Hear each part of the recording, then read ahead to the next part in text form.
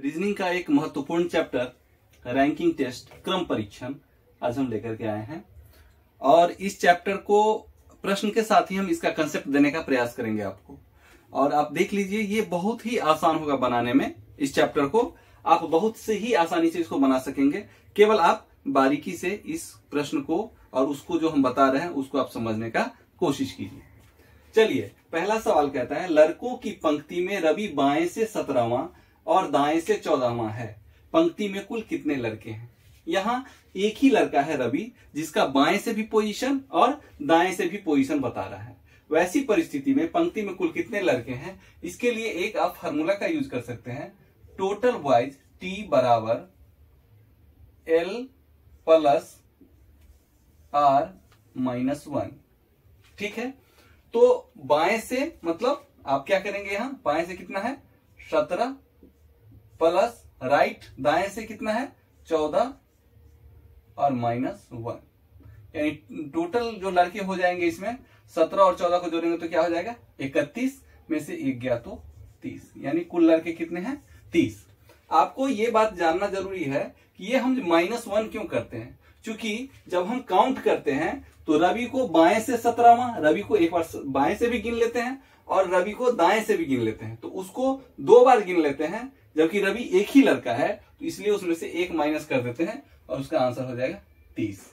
दूसरा प्रश्न देखिए आप, दौड़ प्रतियोगिता में अनीता का क्रम ऊपर से 5वां तथा नीचे से 17वां हो तो दौड़ में कितने लोग शामिल थे? बस वही सवाल है, बाएं से हो या दाएं से हो, ऊपर से हो या नीचे से हो, तो आप इसको यहां पर वही सब रहेगा कि टी यानी टोटल बराबर हो जाएगा up plus down minus 1, left right minus 1, या वही बात आप यहां भी लिख सकते हैं।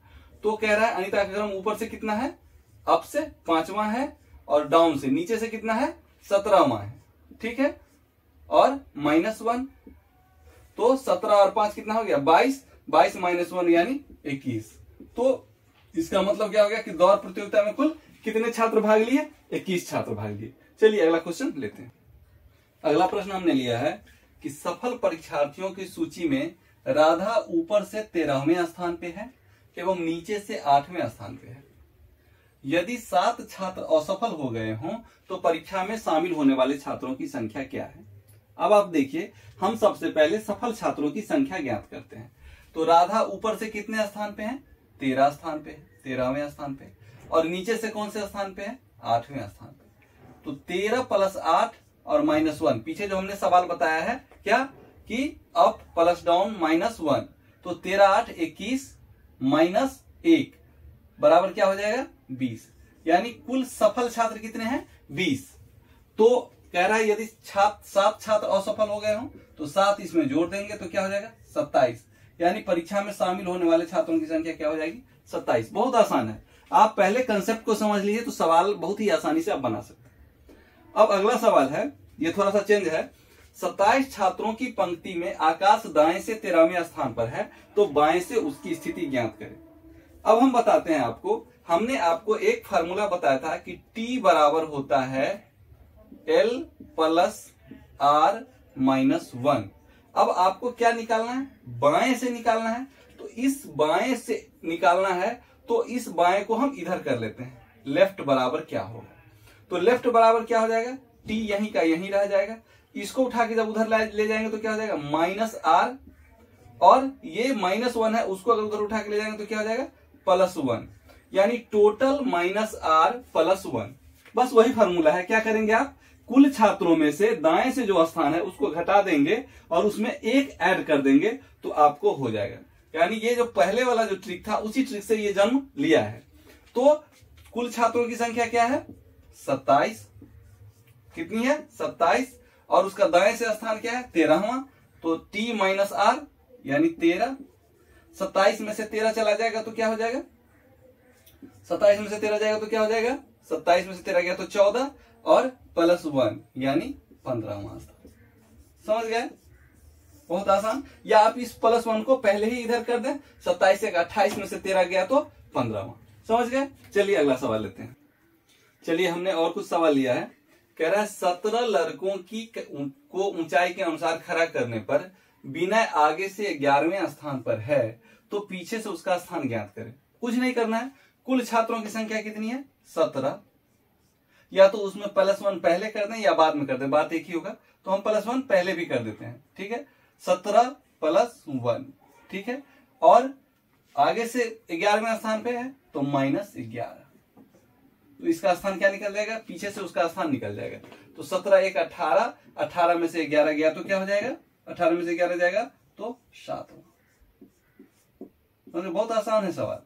क्या किया करना है, कुल छात्रों की संख्या में पहले 1 ऐड कर देना है, बाकी उसका आगे से जो स्थान दिया हुआ है वो उसमें से माइनस कर देना है। तो क्या निकल जाएगा, पीछे से उसका स्थान निकल जाएगा। और अगर पीछे से दिया होता तो क्या करते हैं हम, यहाँ पे आगे से जो दिया हुआ है उसको माइनस कर देते। पीछे से दिया होता तो हम क्या करते, जो पीछे वाला दे देते और आगे वाला निकल जाता।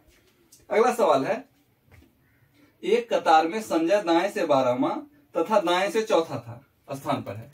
दाएं से 12वां और दाएं से 12वां और बाएं से, चलिए इसको आप थोड़ा सुधार कर लें, बाएं से चौथे स्थान पर है।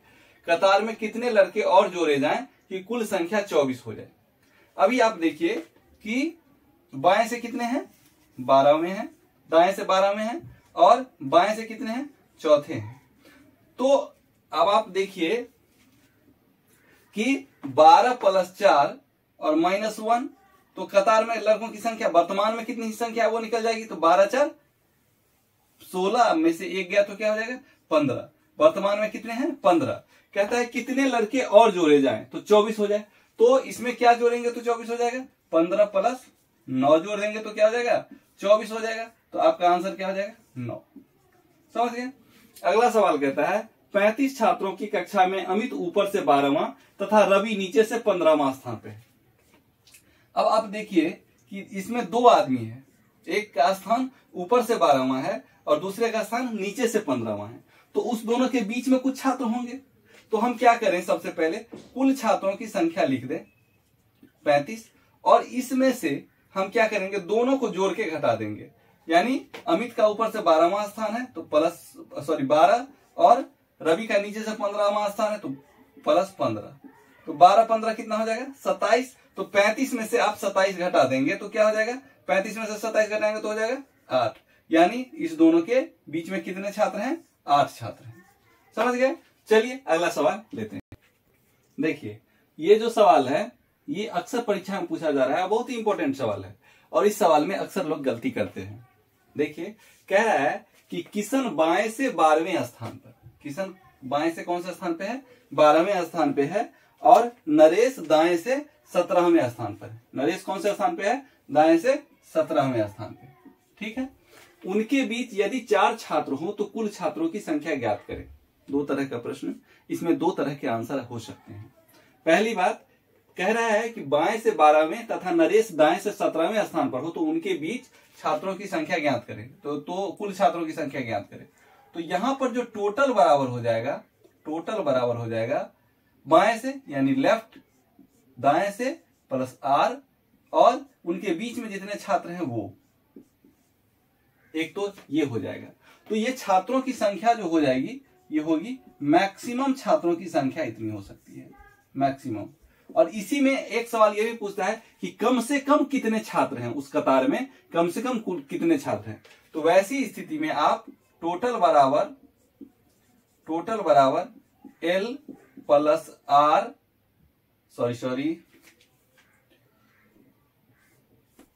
इसको करेंगे L + R प्लस यहां प्लस नहीं होकर के यहां पर जब मिनिमम की बात हो जाएगी ना तो ये माइनस हो जाएगा, यहां पे -m+2, ये ध्यान रखिएगा। और ये जो आंसर आएगा वो आएगा मिनिमम उस कतार में इतने लड़के हो सकते हैं। तो इस सवाल के आधार पर इस सवाल को इन दोनों ट्रिक पर यदि आप सॉल्व करते हैं तो पहले ट्रिक पर जब आप सॉल्व करते हैं तो बाएं से क्या किस स्थान पे है, 12वें स्थान पर और दाएं से 17वें स्थान पे और बीच में कितने हैं, मिडिल में कितने हैं, मिडिल में है 4 छात्र तो 4। तो 12 और 17 कितना हो गया 29, 29 और 29 और 4 33, यानी कुल छात्रों की संख्या कितनी हो जाएगी 33। तो ये मैक्सिमम 33 हो सकती है। लेकिन अगर पूछे कि कम से कम कितने छात्र हैं, तो ऐसी स्थिति में आप क्या करेंगे, यहां पर 12 प्लस 17, ठीक है, ये दूसरा वाला ट्रिक, माइनस क्या हो जाएगा, मिनिमम 4 और प्लस 2, ये ट्रिक में से 2 आता है, ठीक है।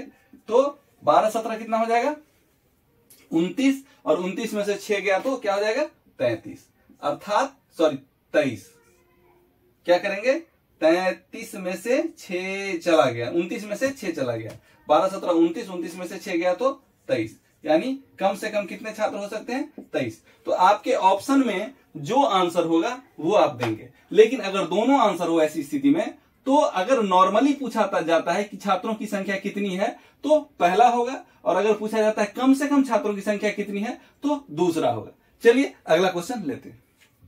चलिए, ये जो प्रश्न है इंटर एक्सचेंज वाला, यानी दो व्यक्ति है जो किसी कतार में खड़ा है और आपस में वह स्थान अदला बदली कर रहा है। जैसे कह रहा है रीता बाएं से 14वें स्थान पे है, तो इस सवाल को बनाने के लिए आप करेंगे क्या, बाएं से, तो ये बाएं से डायग्राम हो जाएगा, ये रीता यहाँ पे है, कहाँ है, 14वें स्थान पे, रीता बाएं से 14वें स्थान पे है, और सोनी दाएं से 15वें स्थान पे है। तो आप क्या करें, ये स्थान हो गया दाएं से, ये हो गया दाएं से, कौन, तो सोनी किसवें स्थान पे है, 15वें स्थान पे है।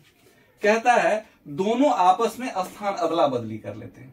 तो अब आप देखिए, ये यहां यानी रीता यहां चली जाती है और सोनी किधर, यहां चला आता है, चली जाती है। तो ऐसी परिस्थिति में क्या होता है कि रीता बाएं से 19वां हो जाती है, क्या हो जाती है, बाएं से 19वां हो जाती है। तो रीता अभी बाएं से कौन से स्थान पे है, 14वें स्थान पे है, और ये 19वां हो जाती है कहां, जब वह यहां पे आती है, तो इसके स्थान पर आती है तो क्या हो जाती है, 19वां हो जाती है। तो 19वां होने के लिए इसमें आप देखिए कि 14 में अगर यहां पे 4 होता तो 14 4 18, और यहां पे ये इसका एक खुद का पोजीशन हो गया, तो 18 1 19वां, यानी 14 में जितना जोड़ने पर 19 हो जाता है, कितना जोड़ने पर 19 हो जाता है, 5, उसमें से एक कम करके आपको बीच में लिख देना है, वही उसके बीच के छात्रों की संख्या हो जाएगी। अगर वह कहता कि वह स्थान बदलने पर वह 25वां हो जाता है, कौन, रीता बाएं से 25वां हो जाता है, तो 14 में क्या जोड़ेंगे कि 25 होगा, तो 11, तो बीच में कितना छात्र हो जाएगा, एक कम, यानी 10। तो अब आपको आ गया कि यहां तक जो है तो कितने छात्र हैं, 14, और यहां तक कितने छात्र हैं, 15, और बीच में कितने छात्र हैं, 4। तो 14 प्लस 4 और प्लस 15, तो कितना हो जाएगा, 14 4 18 और 15 33। कुल छात्रों की संख्या उसमें कितने हैं, कुल कितने व्यक्ति उस कतार में खड़े हैं, 33। आप इसको समझ रहे हैं ना, मतलब इस दोनों के बीच में उतनी ही संख्या आएगी जितना ऐड करने पर वो क्रम आता है, क्या आता है, ये 19वां हो जाता है। तो 14 में क्या जोड़ेंगे तो 19 हो जाएगा, तो 5, उसमें से एक कम करके लिख देंगे, समझ रहे हैं। तो अब आपको मिल गया कि बाएं से यहां तक कितने छात्र खड़े हैं, 14, और दाएं से कितने छात्र खड़े हैं, 15, तो बीच में कितने छात्र हैं, 4, तो 14 4 18 15 33 हो जाएगा आंसर। देखिए इस चैप्टर में आने वाले जो सवाल हैं, वैसे और भी कई टाइप के सवाल आते हैं, वो मैंने आपको मैक्सिमम टाइप्स बताने का प्रयास किया है और उसको अच्छे ढंग से समझाने का भी प्रयास किया है। मुझे उम्मीद है कि ये आपको समझ में आया होगा। रैंकिंग टेस्ट का सवाल अपने आप में बहुत ही महत्वपूर्ण है। आप इस वीडियो को बहुत सावधानी पूर्वक देखें, समझें और बनाएं, और देखें कि ये सवाल आपको बनाना बहुत ही आसान हो जाएगा। और इस प्रकार के और भी कई तरह के वीडियो मैथ्स, रीजनिंग और जीके के आपको आने वाले समय में मिलते रहेंगे। चलिए आप हमारे वीडियो को लाइक कीजिए, शेयर कीजिए, और हमारे चैनल को सब्सक्राइब ना किया हो तो सब्सक्राइब कीजिए। चलिए मिलते हैं फिर अगले वीडियो में।